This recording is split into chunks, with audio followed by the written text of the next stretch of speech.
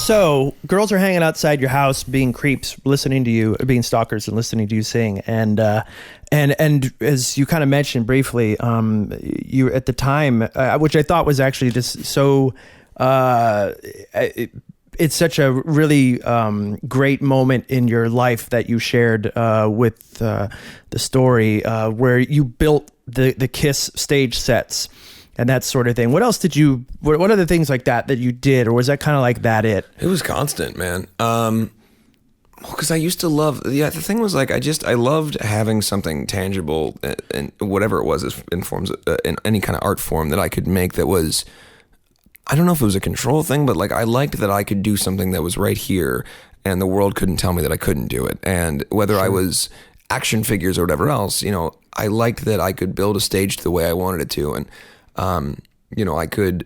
it just felt more like this is what I'm going to do on a larger scale, or this is what I want to do when I grow up or whatever, but it was doing it immediately. Because a lot of kids dream of being in a band, or they have the acoustic guitar with the string over it, and there's the pictures of them. But like I wanted to be, it was a pain in the ass constantly that I couldn't be a rock star at age 6. Like it was always from the time I was old enough to know what that was, it was constantly like, just come on.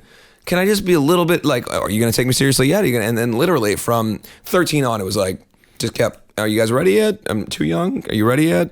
Can I do this now? Can I play music now?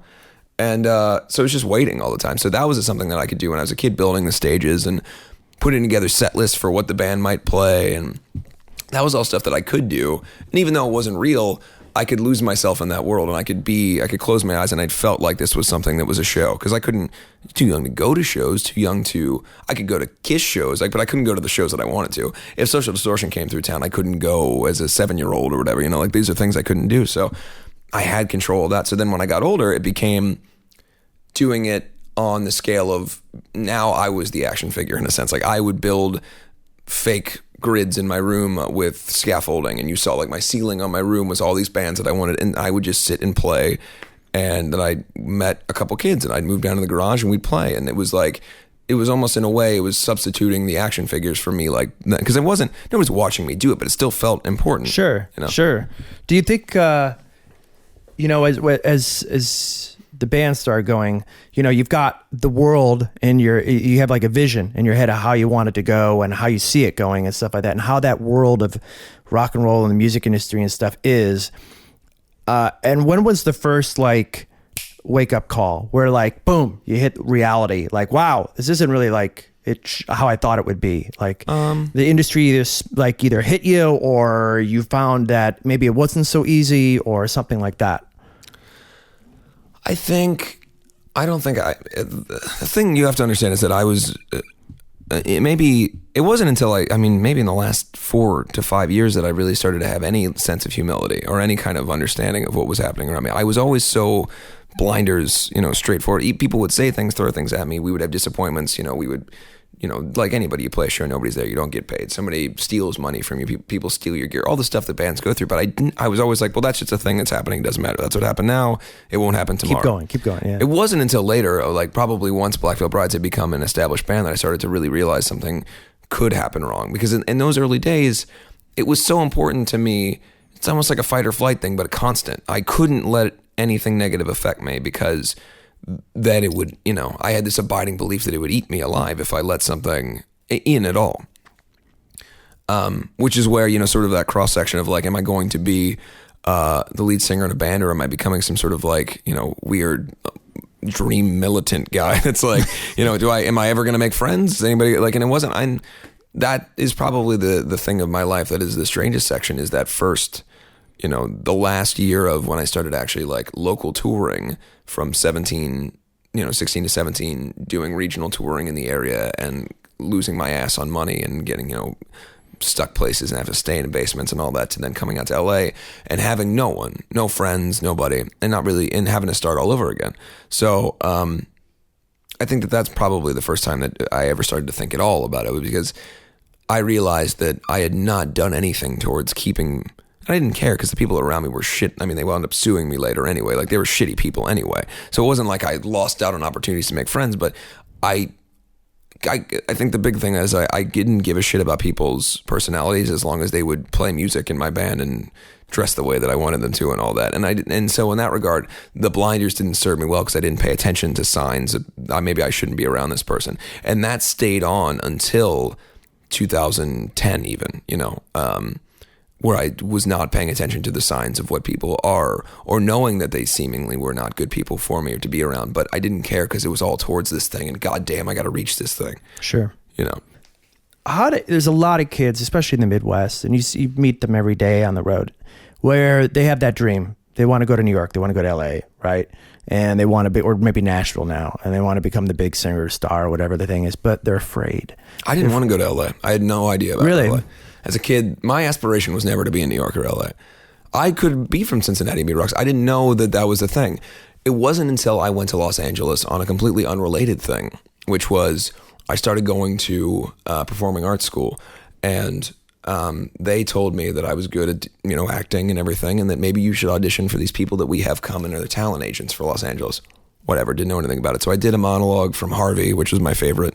Really? Yeah, Jimmy Stewart was my favorite when I was younger. I wanted to be like Jimmy Stewart in some capacity. But I did a monologue from Harvey, and they liked it and took me back to the little office area and had me call my mom, and they're like, "We think he could be a star." And my mom, they're like, "All right, whatever."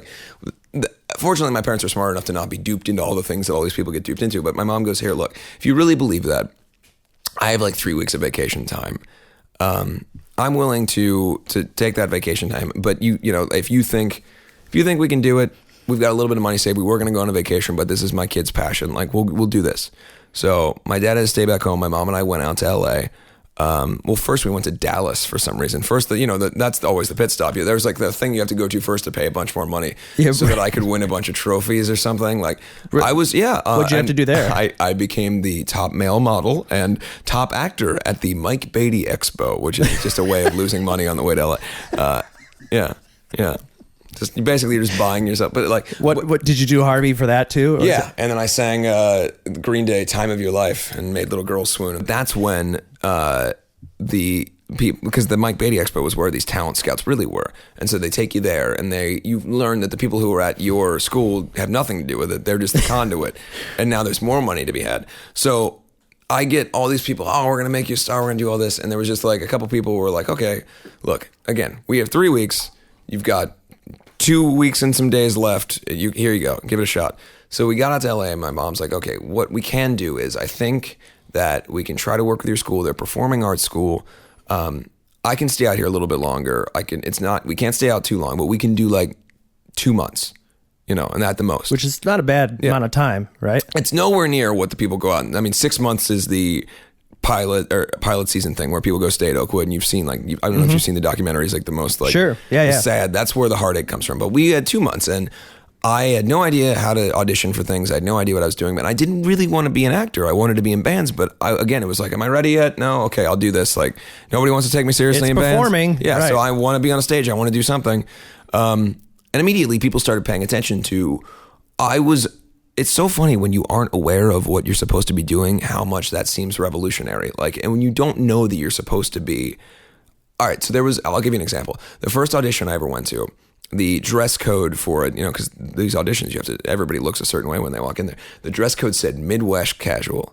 I'm from the Midwest. This is what I look like. This is my casual. I come in and they're like, "Whoa, look at rock and roll guy." But I had no idea. So I started getting attention as being edgy. That was my new thing. I'm edgy. And I was a kid. I didn't dress, wasn't wearing Black Veil Bride Set the World on Fire clothes. I was a black Guns N' Roses shirt and jeans. You were Johnny jeans. Depp. Yeah, it wasn't anything. Yeah. But that was edgy. And so I started getting attention for that. And I booked... Typecast? No, but just anything. I started booking stuff all the time. I was getting callbacks all the time. I got 2 commercials right away. I became the AT&T guy. I did a thing with Tony Kaye from American History X for the Meth commercial that everybody's seen. I was doing crazy. And then it was the end of the 2 months, and we're like, "Okay, well, we have to go back home now." And I have an agent manager. They're like, "What? You're doing, kids don't do this." And we're like, "Yeah, but I don't really want to, thank you so much, but we don't have the money to be out here, and we're going to go back home now. And thank you though for the experience." But at that point, being in Los Angeles, the one thing I did hold on to is, even though I did enjoy the acting, I started to see the remnants of the rock and roll culture, and I started to, I realized that I would go down to Hollywood Boulevard and I'd see people that kind of look like me, and it wasn't just in the sketchy neighborhoods or just, it wasn't just the crust punks that were hanging on outside of the college. Like it was like people that were interesting looking. And I think it was to see people with like, the damn shirts on or something was weird because I'd never seen that before in my whole life. Did you feel part of like, this was the crowd that you meant to be with, or did you feel intimidated by them a little bit? I liked it. It was exciting. I never cared about LA. I didn't have that, gotta be in Hollywood thing. Like Hollywood was nothing to me. It was, cause to me it was like, Kiss wasn't from New York or whatever. They were just, so they started here and then they were American. Right. And that was always my goal, was to be America, USA. Like I wanted to be, wherever I was from, I was still the biggest thing when I was little. And I didn't learn about the world. I didn't know that you could be big in other countries. When I was a little kid, you're like, I want to be that. Right. And not like, to still, I think it's so weird because I look at it as a kid and like I wanted to be equal parts like political, like born in the USA kind of Bruce Springsteen and Gene Simmons, Paul Stanley when I was real little. And then the older I got, it became less and less about the showman and the fame and everything. It was like I want to be interesting and important. Anyway, so I went to LA and I really loved it. And then that's when I had that fall in love with Hollywood, and that's when I became obsessed with going back. And the most negative thing that happened to me is that we flew back from LA for the first time, and I'm expecting to go back to my school, the performing arts school that I got into. That is it's my favorite place in the world. It meant everything to me. When I try to like explain to people that was the first time in my entire life, it was a 2-year period where I was dating girls. I was cool. I got along, I got to perform. People liked me. It was amazing. And then they changed artistic directors, and I got back from LA and I go, guys, I just did all this performing stuff in LA. Like I can't wait to come back to school. Nope, not allowed in. We changed our policy. You can't leave school for 3 months to try to come back. Are you kidding me? No way. And so you left during the school year. It wasn't. But we had summer. agreed with the previous art director that I was going to go out, and they actually sent me work to do out there. But the new guy came in and budget cuts. He didn't want to have to bring kids back in. So I was doing schoolwork and sending it in, and then while I was gone in that 2 months, they changed people who was in charge of that decision, and he decided that when I got back, you're done. And there's never been anything that when I was little that was more crushing for me. But that is when, so I go, what the hell am I going to do? Like this is the only place that I've ever belonged. Like I don't want to go back to fucking Delhi and sit in my room and be sad. And then that's when I discovered MySpace and the internet and all that. And that's when I was like, wow, there's all these people in the world who feel like me. And there was like almost an entire school year period there where I would just sit. And that's when I started a MySpace page, and I was taking pictures of myself and all that shit, but it was like fun. It was like all these people like this shit too. Like people, you like Tiger Army? I thought only I liked, Right. So, well, you kind of became, well, at least it was described, I don't know, not a celebrity, but like you started building up and like people started following you like crazier and crazier. Right. And it was and I never understood why. And you didn't have a band at that point. From. No. Well, I had. Or did you? No, yeah. No, I didn't. That was right when I started. So when I first started, I think it was just the look. I was an interesting looking kid, and that's before it was the very beginnings of what became the whole like scene kid thing. But what I was doing at the time, I was estimating I thought I looked like Sam Hain. I didn't know that was going to become, the thing. So then of course when that happened, I was like, well, fine, I'll be important in this world, I guess. Like I've always looked this way. So if you guys want to, if you're going to do it too, I guess I'll be the king of you. I don't. Right. Yeah, right. Just, one of the cool things that, if you go on IMDb, right, and you hang on IMDb, and one of the best parts about IMDb is the trivia part, right? And it's all, and the stuff that they usually talk about is like the stuff that, the things that almost happened, or the things that kind of did happen that people don't like with Jimmy Stewart. To get back to you though, so you're back, back up this about 5 minutes, and you're back in Hollywood and you're getting thrown all these commercials and all this other stuff. What are the things you turned down? Being a rock and roll guy who was excited to meet Hannah Montana.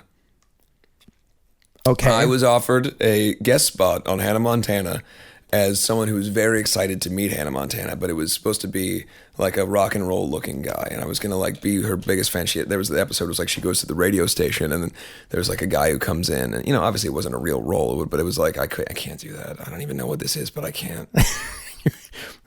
You couldn't. Because what they do is with that stuff, they siphon it out in different directions. So kids go in to audition for a general thing, and then if they like you, a 14-year-old will go have a general meeting with the head of Disney or something, and they'll look at you and they'll pick you apart. It's insane. They'll pick you apart and judge you and decide what you're going to be. And then in a week and a half, if they really like you, they'll give you a chance to audition for something. And again, it's not ever made specific until they tell you what they think you're right for, but you just keep reading the same thing over and over again.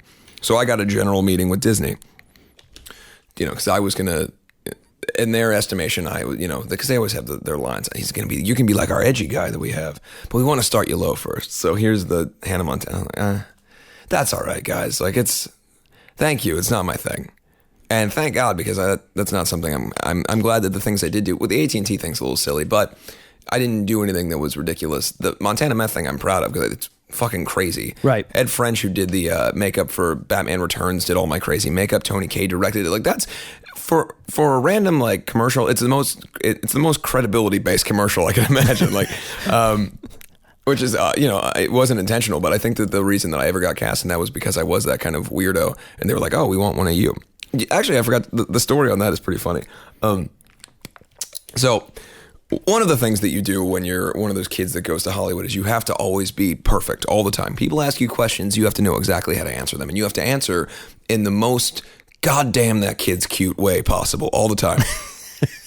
And I didn't know any of that shit. I didn't know that going there. So the audition for the first round of auditions for the Meth commercial was at a coffee shop, and they line everybody up, and they go down the line and they go, "Hey, have you guys ever had any experience with anyone using drugs in your life?" Go down the line. "No, sir. Everyone I know is rainbows." And they come to me and I go, "Well, yeah." And they're like, "Really?" And I was like, "Yeah, I've met some drug addicts. Do you have any stories?"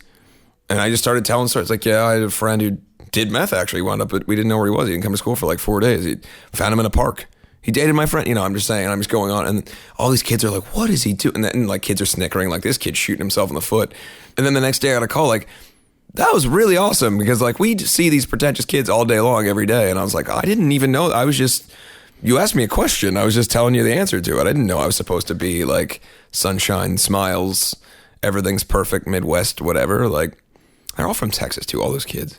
They're always like, even if they aren't from Texas, they always say that for some reason, it's the best thing to be from Dallas when you're in Hollywood. To play acoustic guitar terribly, wear sandals, and be from Dallas, it's a surefire way. And nothing against people from Dallas. If you aren't from Dallas and you go to Hollywood, say you're from Dallas. They all love it.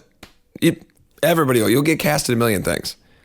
I think this is the name of your how-to Hollywood book is Say You're From Dallas. Say You're From Dallas, exactly. Andy Biersack. That's the name of my memoirs. I like to name memoirs. That's one of my hobbies. I never will have a memoir that's named any of these things, but if I can like funny memoir names are my favorite. Come on, you get. I can't think. There's so many. There's so many, man. I do them for my friends too, and they're usually personal jokes, so I don't want to expose. Right, I get all that. Yeah, right. But yeah, there you go. So you've been out in Hollywood now, and you've been and Juliet comes from. She's been really deeply involved in all that as well lately, and. So do you see these kids that are basically were you?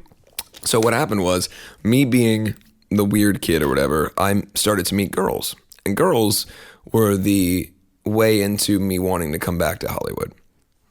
And that's the weirdest thing that I find is when I look at what the Hollywood world is, you start to see all these kids, dating, and there's these clusters of kids that all hang out together. And I was weirdly part of that. And a lot of the people that I was around a lot of them now are very successful.